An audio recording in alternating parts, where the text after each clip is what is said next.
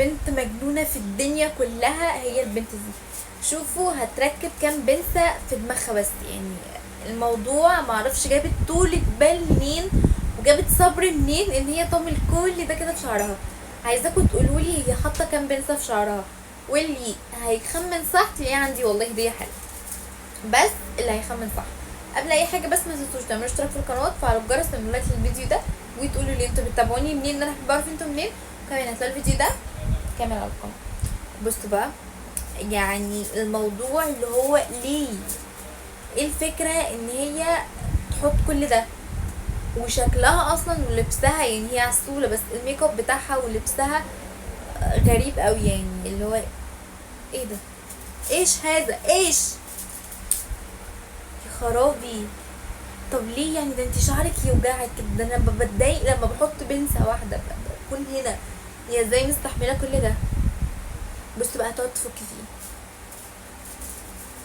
ممكن يكون الفك سهل شوية، بس ان هي تفضل تركب في شعرها بنس بنس بنس، الموضوع بيبقى متعب قوي، بيبقى مرهق. مش عارفة ليه، يعني ليه بتعملي في نفسك كده؟ طلعت حاطة ان هي بتفك 650 بنسة. للأسف يا جماعة مفيش هدايا. طلعت حاطة الرقم.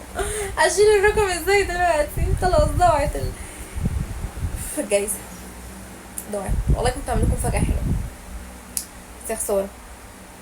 هي طلعت حاطة ان هي كاتبة 650 بنسة.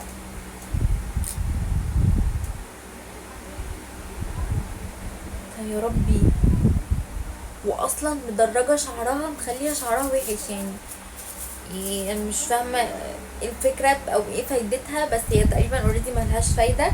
هي مخليه شعرها مدرج.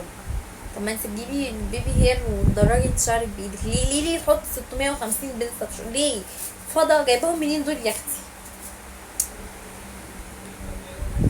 على فكره هي كده مسرعه الفيديو، يعني هي كتير جدا عمال ما تقعد تفك فيه.